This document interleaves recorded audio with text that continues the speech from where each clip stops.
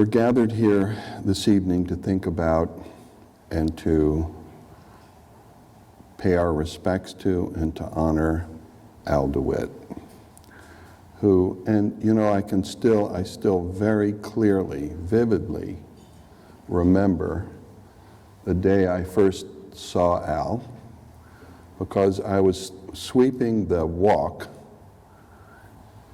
at the house that we lived in Bloomington, Indiana. And it was on a street that had no sidewalks. It was kind of on the edge of, it was actually an old farmhouse originally on the edge of what was Bloomington in the 19th century. So, and it was on a dead-end corner because at that time the city wasn't any wider than 2 blocks off of the main boulevard. Well, I was sweeping the walk of this house on 14th Street, and I look down the street and I see Bill and Al and Connie Dyer walking up the street together. And so I started talking to them. It must have been, was it 71 or 72, Bill? May of 72. Okay, so we, and that was the beginning, and shortly after that, Al and Bill and Connie moved in, and we've, you know, been living together. Al and I have been living together ever since. So he was a really sweet, very deeply good person who struggled to get his life in this world together. He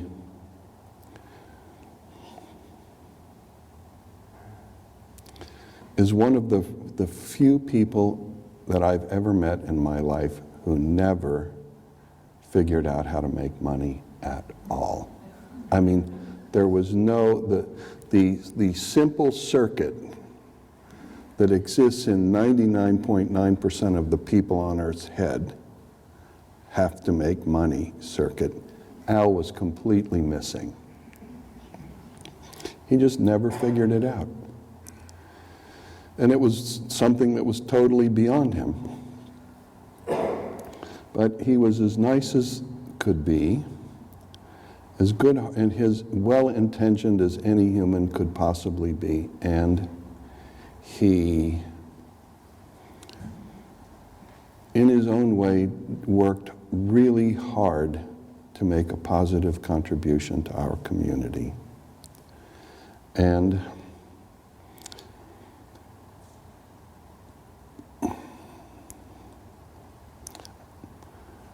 I can't say that I'm sad that he has come to this end, because Al, for the last couple of years, as we all know, struggled a lot. And maybe his struggle, which nobody knew at that point, was around the whole issue of the emergence of a very big aneurysm, I believe on his abdominal, his gastric artery, that could have caused some anemia and could have, you know, led to a lot of the issues that we observed that he experienced. And, you know, he was having a really hard time of late, was regularly, you know, very extremely depressed and medicated for it, and really didn't actually want to carry on. And especially after this episode, there was no chance that he could ever, like, even return slightly to a semblance of a normal life, because the blood loss that he experienced in the initial episode was so great that they had to replace more than the blood of his body, and you know, and a few extra pints, and in the process, you know, the organs start to deteriorate rapidly in the absence of any blood flow. So there was no chance that he was ever going to be out of a skilled nursing facility for the rest of his days, and the fact that he passed now is the function of all of our prayers for him. He passed away because he wanted to, and he passed away peacefully.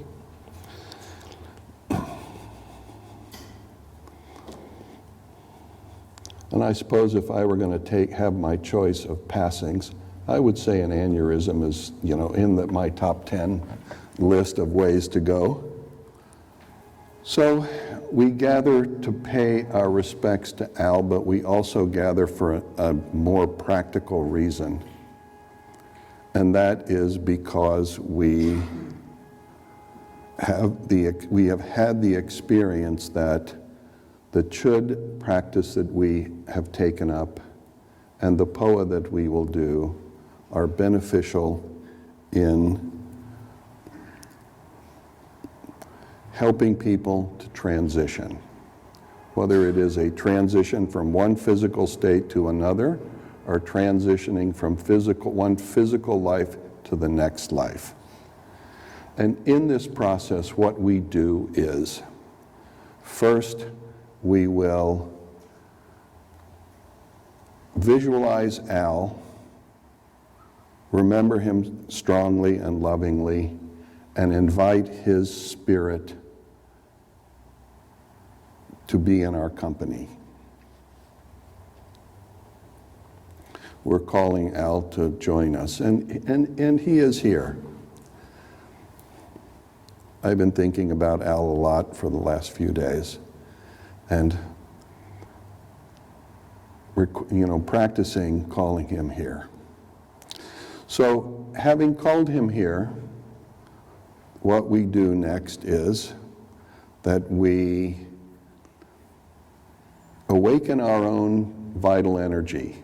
We awaken especially the energy which is the essence of our life. And we awaken the deepest dimension of that energy, which we call love. And we offer our love to Al. We actually merge our love into Al in his subtle form now, for the purpose of, and this is part of the practice that we'll do, for the purpose of first taking away any bad feeling that might be lingering in the space that is now Al.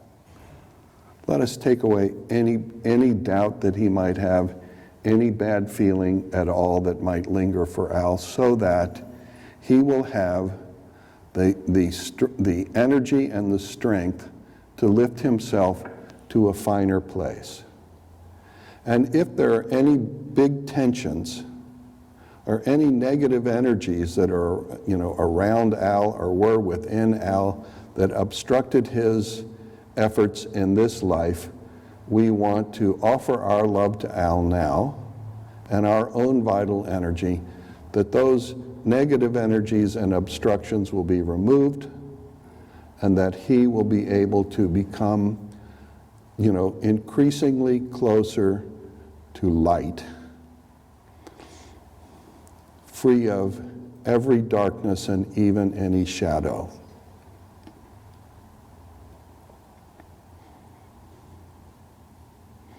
That is the Chod part of the program. Then, doing the Powa, we will all merge our own awareness. We'll visualize Al and merge our own awareness into Al's awareness, and we will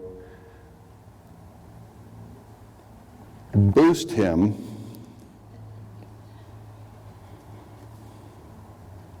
into the finest dimension that our collective love and energy can push him into.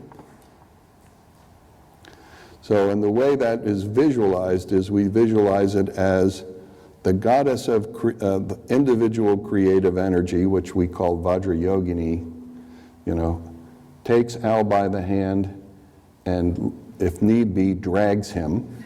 There were some days when we had to drag Al. Tom did it ever so nicely, but undeterredly. But we will lift Al through our collective love and positive feeling for him into the domain of as close as we can into the domain of pure consciousness, of pure awareness and light. So we'll gather Al's little light. We'll gather his little light. And we're all going to add our light to Al's little light, and we're going to make it bigger. Then we're going to take a couple of deep breaths and make ourselves more light, and we're going to put that into Al and make him even, his light, bigger and brighter. And then we're going to boost that light all the way out to the top of the sky. You ready? Okay. Take it away.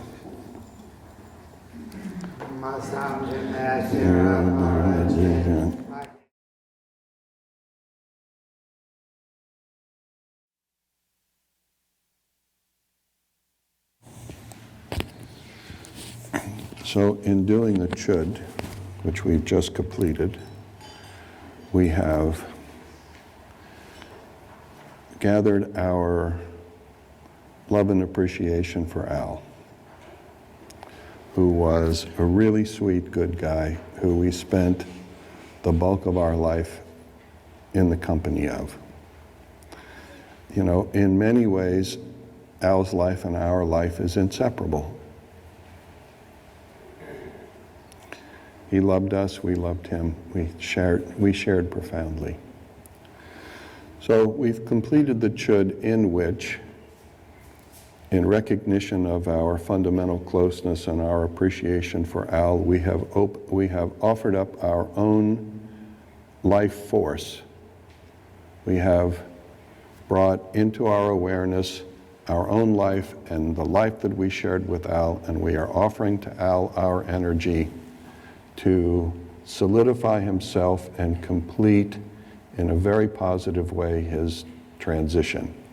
And we have, in every way made this offering to alleviate any regret that Al may have ever had, to alleviate any disappointment that Al may have experienced, that may endure in Al's experience of his life.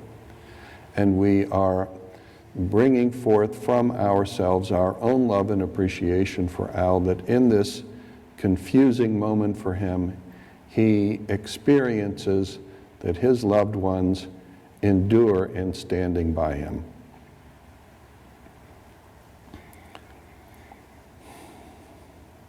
Let's just take a second to visualize Al.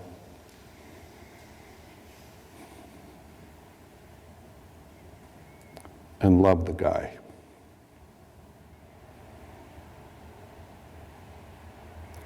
I don't miss Al because, our lives are inseparable. I will miss, and I do miss, the days in which his eyes had that sparkle and he had his funny tilted smile and the residue of the swollen lip that he got falling off a bicycle.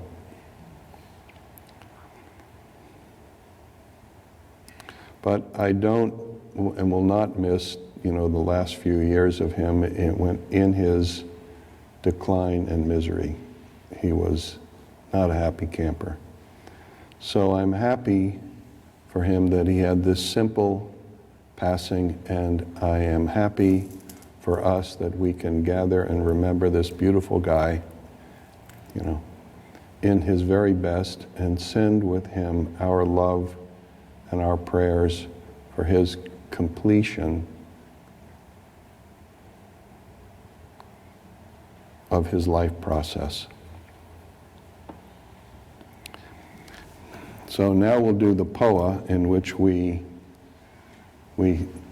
ask Al to transition, and move on in the best possible way.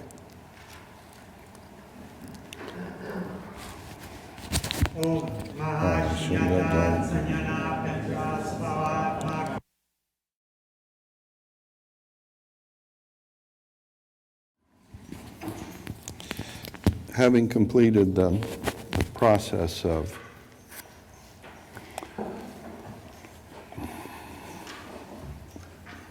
remembering, merging with, honoring, and encouraging forward our dear friend Al, our last prayer is a joyful prayer and a prayer of gratitude.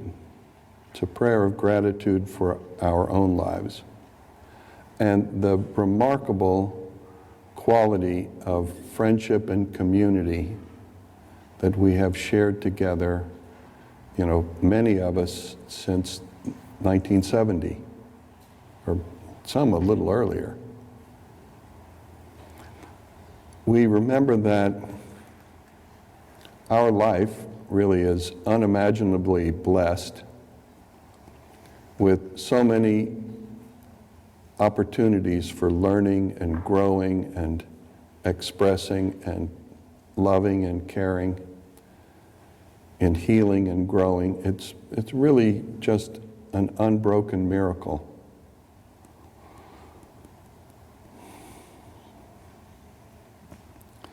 And in moments like this, and I spoke to this last night too, it's really important for us to remember that our days, the days of our lives, are limited. We come into this world with a certain number of days, and none of us knows how many days that is. We don't know, and we have no control. One day Al's here, the next day he pops an aneurysm and he's gone. He didn't know he had an aneurysm, neither did anybody else. We have no control. And so it's really important to us, it's important for each of us, whatever the difficulties that we are called upon to face in our life, and all of us are called upon to face many, whatever they are, it's important for us to remember that those difficulties are the smallest part of our life. And it's amazing how often everybody gets tangled up in all the most meaningless bullshit that could possibly exist, instead of remembering that these days that we have are numbered and they are precious, and it is important for us in some way, whatever way we can, to honor these days and grow in them, and to honor each other and our loved ones, and to grow what is really important between us. Not to get tangled up in the confusion and the nonsense, which never leads us any place except down some useless rabbit hole. These days that we have been given to live, these days are a gift, and we should be grateful for them. We should be grateful for them daily and grow that gratitude.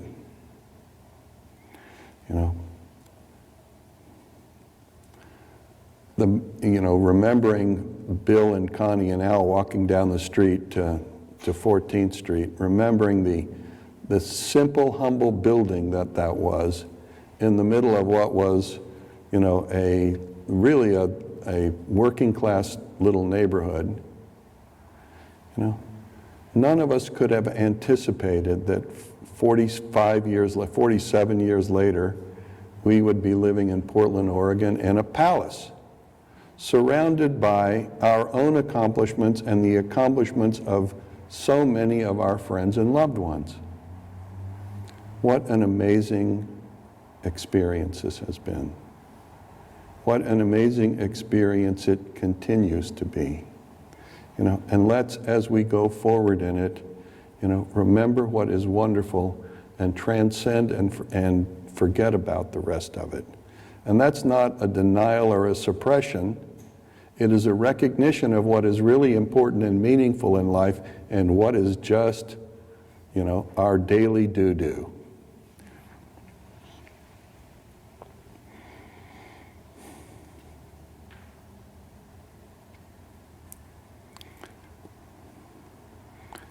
I am enduringly grateful for Al's company in my life, as I am enduringly grateful for all of yours.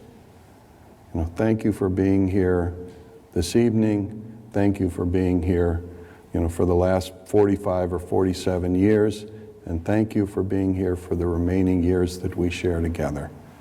Namaste.